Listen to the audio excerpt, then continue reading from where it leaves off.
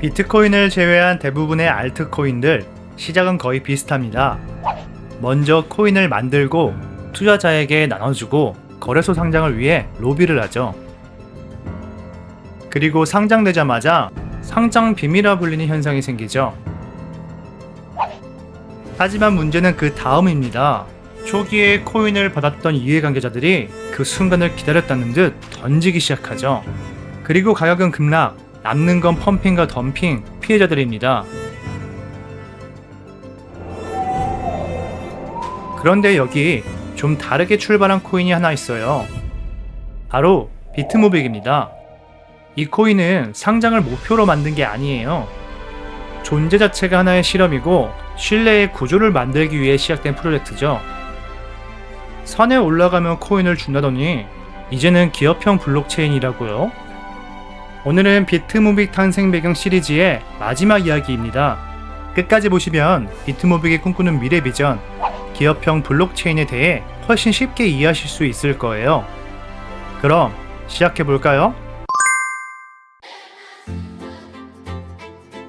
비트무빅을 제대로 이해하려면 먼저 공공재라는 개념부터 알아야 해요.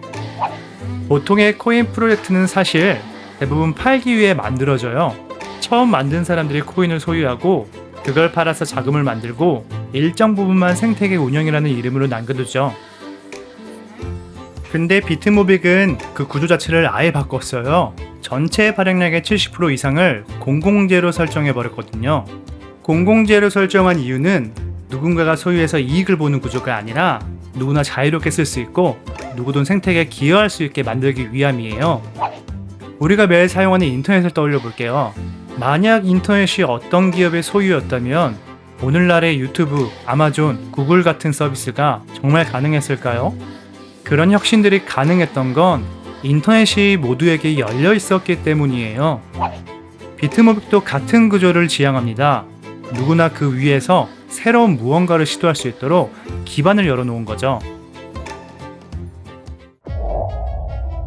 사실 기업들도 블록체인과 코인을 시도한 적이 꽤 있었어요. IBM과 머스크가 함께한 트레이드렌즈, 페이스북이 만든 리브라, 텔레그램이 준비하던 폰. 근데 결과는 하나같이 실패했어요. 누구보다 자본과 기술을 가진 이들이었는데도 말이죠. 왜일까요? 결국 이 구조 안엔 커다란 세 가지 장애물이 있었어요. 첫 번째는 코인을 직접 발행해야 했던 구조였어요.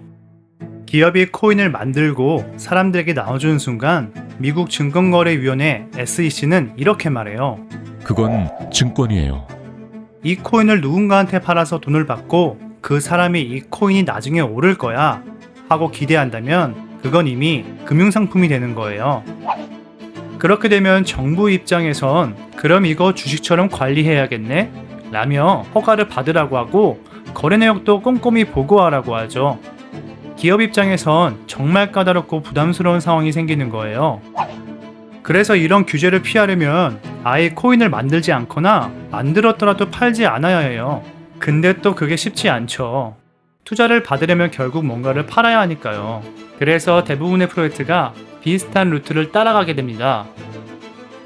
두 번째는 블록체인 유지 비용이에요. 블록체인을 운영하려면 보안 유지도 해야 하고 서버도 24시간 내내 돌아가야 하죠. 거기다 네트워크 상태를 관리할 노드 유지, 정기 업데이트, 장애 대응 등 이런 거 하나하나 다 기술 인력과 비용이 들어가요. 결국 이건 기술을 쓸 수 있느냐의 문제가 아니라 기업이 이걸 몇 년이나 감당할 수 있을까 하는 완전히 돈의 문제로 바뀌는 거예요. 그리고 세 번째는 바로 고립된 생태계 문제예요. 예를 들어 볼게요. 삼성페이를 쓰기 위해서 갤럭시를 고르는 분들 많죠? 그만큼 삼성페이는 삼성 생태계 안에서 중요한 도구예요. 근데 애플이 그걸 굳이 자기들 아이폰에 넣을까요? 그럴 리 없죠. 그래서 애플페이를 따로 만들어서 자기만의 결제 생태계를 굴리는 거예요. 기업형 블록체인 생태계 내에서도 이와 같은 상황이 발생해요. 기업은 확장을 기대하고 블록체인을 만들지만 경쟁사는 참여하지 않죠. 결국 그 플랫폼은 고립된 채 혼자만 쓰는 구조로 끝나버려요. 그럼 비트모빅은 기존 기업형 블록체인의 한계를 어떻게 넘으려는 걸까요? 그 해답은 생각보다 명확하고 단순해요. 바로 기업이 굳이 코인을 만들지 않아도 된다는 것이에요. 비트모빅은 기업이 발행한 게 아니에요. 오태민 작가는 자신이 발행한 코인을 소유하지도 않고 팔지도 않겠다고 명확히 선언했어요.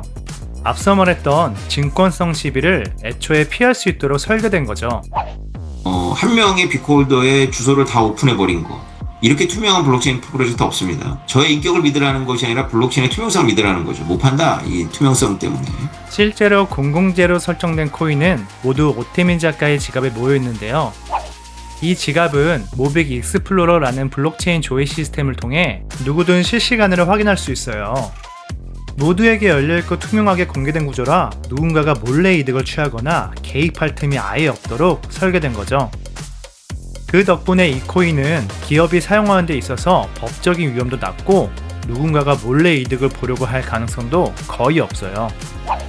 그리고 중요한 건 이미 이 코인에 신뢰를 보내는 사람들이 존재한다는 거예요.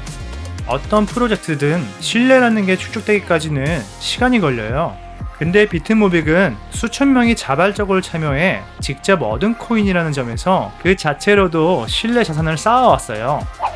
우리가 만든 거니까 우리끼리만 씁시다가 아니라 이미 누구든 들어와서 쓸 수 있는 열린 구조에서 출발했다는 거예요. 이건 폐쇄형 생태계에서 볼 수 없는 강점이에요. 그리고 또 하나 중요한 점은 앞으로 2-3년 후에 비트모빅 노드가 프라이빗에서 퍼블릭 체인으로 전환되면 전 세계 누구나 채굴에 참여할 수 있게 되거든요. 그렇게 되면 블록체인 네트워크의 유지비를 감당하는 건 비트모빅을 채굴하는 채굴자들이에요. 기업 입장에선 코인을 새로 만들 필요도 서버를 돌릴 필요도 없고 이미 누군가가 신뢰 기반을 만들어 놓은 코인을 그냥 활용만 하면 되는 거죠. 그게 바로 공공재 코인의 위력이에요. 그렇다면 공공재 코인으로 기업형 블록체인을 꿈꾸는 비트모빅의 진짜 미래 비전은 과연 어떤 모습일까요? 예를 들어 삼성 같은 글로벌 빅테크 기업이 비트모빅을 활용한다고 가정해 볼게요. 삼성은 전반적인 운영을 하나로 통합할 수 있는 자체 블록체인 플랫폼을 갖고 싶어 해요. 그런데 기존 방식대로라면 앞서 이야기했던 기업형 블록체인의 한계가 그대로 드러나죠. 그런데 비트모빅은 그 구조적인 한계를 아주 깔끔하게 풀어줘요. 이미 발행된 공공재 코인을 무상으로 받아서 서비스를 얹고 보상 구조까지 설계할 수 있거든요. 2024년 4월 10일 비트모빅은 애플과 함께 오픈런 아이폰 행사를 진행했어요. 아이폰을 구매하면 일정 비율을 비트모빅으로 리펀드해주는 이벤트였는데 과열을 막기 위해 구매 조건에 제한을 뒀음에도 불구하고 무려 42억 원의 매출을 기록했죠. 이 사례 외에도 비트모빅은 이미 여러 기업과 협업을 진행한 경험이 있어요. 이를 통해 기업이 무상으로 받은 모빅을 활용해 코인을 팔지 않고도 경제적 가치를 창출할 수 있다는 걸 입증했죠. 삼성이 이런 이벤트처럼 비트모빅을 마케팅에 활용할 수도 있겠지만 더 중요한 건 이 플랫폼이 기술적으로 어떤 미래를 열어줄 수 있느냐는 거예요. 지금부터 그 가능성을 3가지 키워드를 중심으로 살펴볼게요. 첫 번째는 신원 인증이에요. 요즘은 무언가 가입하거나 결제할 때 휴대폰 인증, 공인인증서 진짜 복잡하죠. 그런데 만약 내가 들고 있는 비트모빅 지갑 하나로 본인 인증이 다 끝난다면 어떨까요? 삼성은 개인정보를 별도로 수집하거나 저장하지 않아도 되고 사용자는 클릭 몇 번으로 로그인과 인증을 끝낼 수 있어요. 게다가 이건 블록체인 기반이라 중앙 서버가 해킹돼서 개인정보가 유출되는 일도 거의 없죠. 이건 기업과 사용자 모두에게 신뢰와 편리함을 동시에 주는 인증 방식이에요. 두 번째는 바로 마이크로 페이먼트 기능이에요. 삼성은 이미 엄청 다양한 디지털 플랫폼을 운영하고 있어요. 근데 이런 플랫폼 안에서 1원, 3원, 10원 단위로 사용자에게 직접 보상을 줄 수 있다면 어떤 일이 벌어질까요? 예를 들어 광고를 끝까지 보면 3원, 앱을 매일 쓰면 10원, 심지어 콘텐츠 창작자에게도 아주 작은 소액 후원이 가능해져요. 지금까지는 수수료가 더 들어서 하지 못했던 걸 비트모빅 기반 블록체인 구조에서는 거의 제로에 가까운 비용으로 할 수 있게 되는 거죠. 이렇게 되면 기업은 사용자 리텐션을 확 높일 수 있어요. 사용자는 더 자주, 더 오래 머물게 되고 브랜드 충성도가 자연스럽게 올라가죠. 세 번째는 스마트 계약입니다. 삼성처럼 전 세계에 무역 파트너가 많은 기업을 생각해 볼게요. 지금은 해외 업체랑 거래하려면 계약서 작성하고 물류 상태 확인하고 대금 지급까지 시간도 오래 걸리고 누가 뭐 잘못하면 책임 공방도 생기죠. 그런데 스마트 계약을 쓰면요, 물건이 항구에 도착하면 그게 블록체인에 자동으로 기록되고 그 순간 계약 조건이 충족됐다고 판단해서 지급까지 자동으로 처리되는 거예요. 사람이 하나하나 확인하지 않아도 블록체인이 신뢰의 중개자 역할을 해주는 거죠. 스마트 계약이 이뤄지면 단순히 편리한 기술을 넘어 무역 구조 자체를 완전히 바꿔버릴 수 있는 혁신이 될 수 있어요. 이제 좀 감이 오시죠? 글로벌 빅테크 기업이 비트모빅을 활용해서 자사 서비스와 연계된 다양한 혜택 구조를 설계하게 되면 그 자체로 기업 브랜드 가치는 올라가고 동시에 비트모빅의 수요도 늘어나게 돼요. 그럼 자연스럽게 비트모빅의 가치도 올라가겠죠. 비트모빅의 가치가 오른다는 건 무상으로 비트모빅을 양도받은 기업의 자산 가치도 함께 오른다는 뜻이에요. 이처럼 기업의 활동이 생태계를 키우고 그 확장이 다시 기업에게 돌아오는 구조. 바로 이런 선순환이 비트모빅이 지향하는 기업형 블록체인의 미래 비전입니다. 오늘 영상 끝까지 보셨다면 한 가지 정도는 머릿속에 남지 않으셨을까요? 비트모빅, 이거 그냥 이상한 알트코인은 아니구나. 맞아요. 비트모빅은 코인을 파는 게 목적이 아니에요. 그냥 묵묵하게 신뢰라는 한 단어를 중심에 두고 디지털 인프라를 설계해온 실험이에요. 비트코인의 철학을 계승하면서도 그 한계를 넘어 새로운 길을 모색하는 실험. 그리고 지금 이걸 보고 계신 여러분은 아무도 주목하지 않을 때 미리 알게 된 몇 안 되는 사람 중 하나일 수 있어요. 마치 아무도 관심 갖지 않던 시절 비트코인을 가장 먼저 알아본 사람들처럼요. 오늘 영상이 유익하셨다면 구독과 좋아요 그리고 알림 설정 부탁드릴게요. 여러분의 작은 후원이 더 좋은 영상을 만드는데 큰 힘이 됩니다. 그럼 오태민은 이 블록체인의 월드에서 뭘 봤냐? 아, 이거 글로벌 서플라이 체인을 본 거야. 아, 글로벌 서플라이 체인에 금융망이 여기 올라가겠구나. 실제로 무역망이 올라와서 스타벅스가 내 콩을 사줄게.